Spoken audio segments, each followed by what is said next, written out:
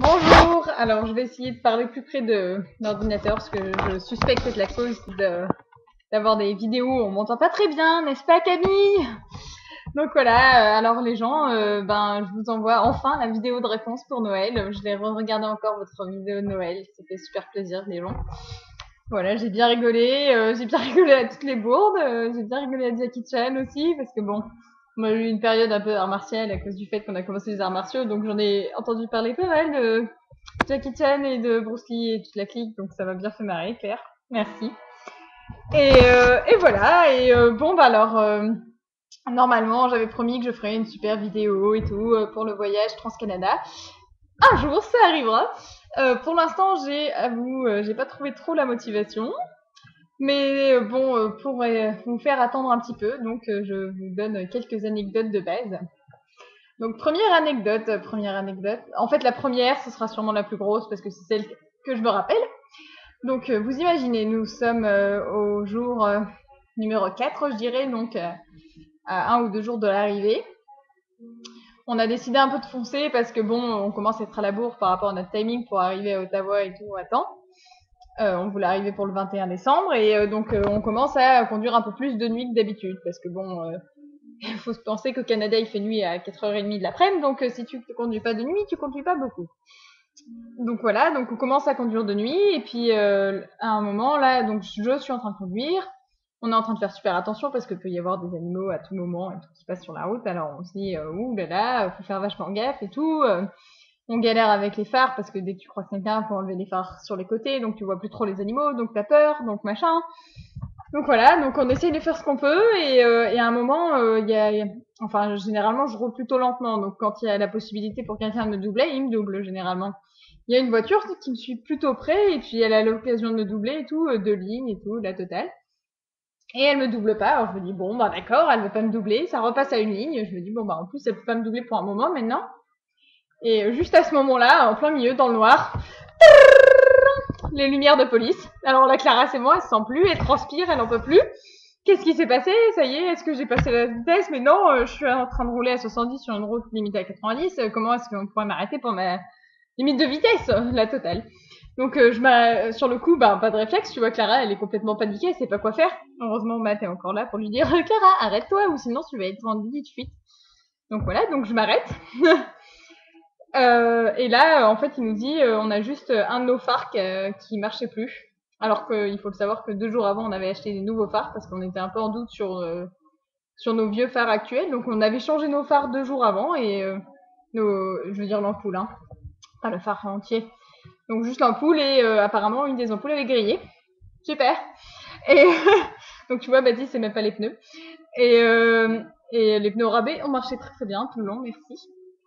Mais voilà, donc c'est le phare et tout. Et puis il commence à me demander mon permis de conduire. Mon permis de conduire est un permis international. Il commence à regarder, il dit c'est quoi ce permis Genre il sait pas trop ce que c'est parce qu'il a jamais vu un permis comme ça. En même temps, ça doit pas courir la rue. Donc voilà, et donc du coup, on a pas mal rigolé à ce soir-là. Je me suis fait un peu peur toute seule et finalement il nous a laissé continuer à conduire, etc. Mais voilà, c'était un grand moment dans le voyage. Aussi, premier jour de conduite, donc on a passé les Rocheuses le premier jour, un grand moment aussi, puisqu'il neigeait dans les Rocheuses quand on a passé le plus haut col, il neigeait. Et bon, quand on est arrivé, on s'est arrêté plus tôt que prévu, on s'est arrêté au lac Louise, vous pouvez regarder sur Google, c'est super beau. Voilà, donc au lac Louise et juste avant d'arriver, donc il commence à faire nuit, brouillard, neige, tout à la fois. Enfin, tu vois, il y a rien. Il y a des lacs des 2 côtés de la route. Juste au moment où on arrive sur la route, voilà, vous imaginez, il y a une route, il y a les lacs des 2 côtés de la route. Et là, Clara, à un moment, a un coup de panique parce que je suis allée trop sur la droite. J'ai voulu revenir un peu sur la gauche. Je perds contrôle de la voiture. La voiture commence à faire comme ça. On a failli finir dans le lac gelé qui aurait bien pu se casser à ce moment-là et on aurait pu finir sous une couche d'eau glacée. Génial. Donc voilà, on a failli mourir noyé la première nuit, mais on est encore vivant. Donc oui, on a repris le contrôle de la voiture et on est arrivé en vie le soir même. C'était un premier jour plein d'émotions. Pour l'anecdote, d'ailleurs, le premier soir, on a dormi à une auberge de jeunesse avec sauna la totale. On s'est fait un sauna le premier soir, c'était quand même cool ça. C'était le grand moment, après toute la conduite sous la neige et tout, c'était sympa. Voilà, bah il y a sûrement d'autres anecdotes qui me reviendront quand finalement je trouverai la motivation de faire la vidéo du voyage, mais pour l'instant c'était a priori les 2 anecdotes les plus dangereuses qui feront marrer Baptiste. J'ai vu tous vos messages là du mois de décembre et je vois qu'apparemment c'est pas le moral partout. Alors je vous dis les gens, allez-y, soyez motivés parce que si je vous ai pas contacté pendant si longtemps, c'est parce que j'ai raté visa sur visa et j'ai bien failli tout foirer et donc bon, j'ai payé genre 70 $ pour envoyer en urgence mon dossier en France pour pouvoir avoir un visa de stage. Après, j'ai essayé d'avoir un visa de travail. J'ai appris qu'il fallait pour le Québec, pour travailler au Québec, un certificat d'acceptation spécifique qui prend 20 jours d'obtention, sachant que j'étais déjà le jour même du début de mon stage en théorie. C'était un peu serré, on va dire, de faire ça. Et là, on a appelé un truc de conseil pour les visas qui nous ont dit oh, mais non, pour un stage en dessous de 6 mois non payé, vous n'avez pas besoin d'un visa. Vous pouvez venir juste avec votre passeport français. Donc, j'ai appris ça hier. Non, il y a 2 jours. Donc voilà, donc l'objectif c'est en 3 jours de visiter les appartements, louer un appartement, déménager dans l'appartement et lundi je commence le boulot. Oh, on y croit. Donc voilà, mais on est quand même allé à Montréal une fois et c'est super beau et si vous avez envie de venir, n'hésitez pas. Et Camille, si tu veux déposer mon calendrier à ma mère vient normalement mi-avril, fin avril à Montréal avec ma sœur, donc elle pourra me passer le calendrier comme ça avec un peu de retard, mais c'est toujours mieux que rien. Voilà. Et donc oui, voilà, donc je vais normalement emménager dans Montréal la semaine qui vient. Heureusement. On a 4 appartements à visiter, donc avec un peu de chance, ça devrait le faire. Voilà, écoutez, j'ai qu'envie de vous dire, surtout doutez pas, j'ai franchement eu le moral à zéro pendant les 2 dernières semaines parce que j'ai commencé à me dire ça y est, je vais jamais avoir de visa, je dois rentrer en France. Ne peut pas venir parce qu'il n'a pas de visa, la grosse catastrophe, le drame en 3 actes, j'ai trouvé un stage mais je peux pas le faire, je dois en retrouver un autre, enfin, la totale. Puis en plus, bon, allez, ça je compatis, les parents de copains, c'est pas facile. Donc voilà, on va dire que la cohabitation se fait comme on peut. Oui, dans les anecdotes récentes, il faut savoir que ici, le système, c'est que tu fermes la porte de la salle de bain, ça veut dire que la salle de bain est occupée, donc personne ne peut rentrer. Tu peux verrouiller la porte, mais personne ne verrouille la porte parce qu'à partir du moment où la porte est fermée, on n'est pas censé rentrer. Tout le monde sait, ça veut dire qu'il y a quelqu'un, il faut laisser la porte ouverte s'il y a personne. Donc quand tu sors des toilettes ou quand tu sors de la douche, surtout n'oublie pas, tu laisses la porte ouverte de la salle de bain. Donc voilà, donc déjà laisser la porte ouverte, ça m'a pris un certain temps.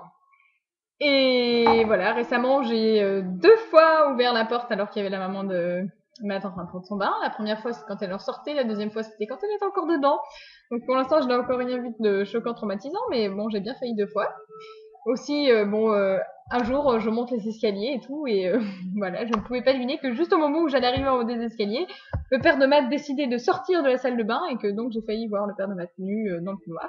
Un grand moment de traumatisme. Non, bah voilà, c'était un peu les anecdotes récentes. Quoi d'autre Quoi d'autre Ah oui, je me suis pété la gueule sérieusement. En fait, ah oui, je vais commencer par la petite scène que je vous ai prévue, si vous êtes encore assez patient pour finir la vidéo, avec un peu de chance. Alors, je voulais vous montrer quelque chose. Ça, c'est le temps actuel.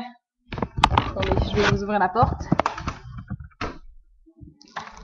Le temps actuel maintenant, à l'extérieur. Vous pouvez le voir, il fait neige. Vous ne voyez pas la neige qui tombe, mais actuellement il y a quasiment un peu de neige. Vous pouvez voir le petit chien de Matt qui s'en fiche, qui va sous la neige dehors. Aucun problème, c'est pas Jasper. Donc je voulais vous montrer mon super équipement pour sortir tous les jours. Bougez pas. Alors, première pièce d'équipement, le pantalon thermal, 75 $ offert à Noël, avec un intérieur disco, vous pouvez voir la classe. Alors si je l'ai pas sur moi, c'est parce que je suis en train de porter un de mes seuls pantalons qui est trop serré pour pouvoir le mettre en même temps, mais sinon je le porte tous les jours. La superbe écharpe de laine, fait main, s'il vous plaît, juste pour survivre. Les gants, essentiels. Sans les gants, vous êtes mort.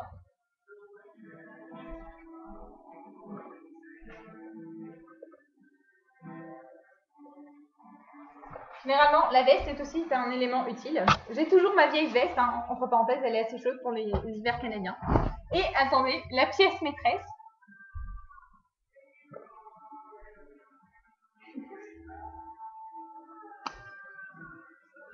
La toque russe. Voilà, vous me parlez à peu près maintenant dans l'état dans lequel je suis la plupart du temps que je vais dehors. Voilà, c'était la tentative de faire un numéro humoristique pour vous. Sachez que ça, c'est actuellement mon matériel de survie quasiment. Donc voilà, j'ai des cheveux de folie en ce moment, vous pouvez voir ça. J'ai jamais eu les cheveux aussi longs depuis longtemps. Et voilà, et puis bah écoutez les gens, j'espère que tout le monde va aller mieux et vous allez vous retrouver la motivation et ça, je suis super contente pour toi, c'est super cool que tu aies appliqué pour un truc d'association humanitaire.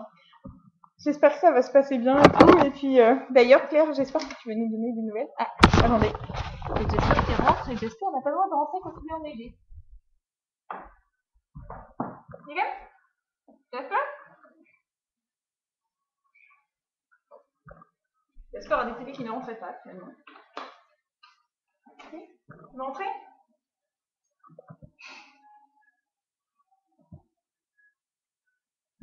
Jasper.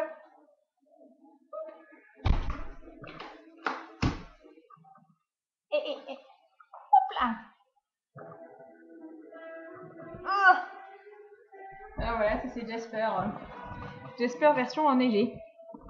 Qui ne peut pas rentrer dans la maison sans serviette. Voilà, bah écoutez les gens, je crois que c'était tout pour aujourd'hui. Je vous ai fait une longue vidéo, j'espère que vous serez assez patient pour finir de l'écouter. Et puis j'espère Mathis que tu vas retrouver la motive, parce que je suis sûre qu'il y a plein de choses encore en projet qui vont se réaliser. Et puis Estelle, je suis super contente pour toi si ça marche pour cette association humanitaire et tout. Et je vous envoie des nouvelles dès que je suis à Montréal, c'est promis. Et puis Camille, merci aussi pour tous les articles, c'est toujours aussi intéressant, je ne dis pas, mais je lis les articles et les liens que tu nous envoies généralement. C'est franchement intéressant, c'est cool. Voilà, ben écoutez les gens, je crois que c'est à peu près tout, et puis de gros bisous à tout le monde.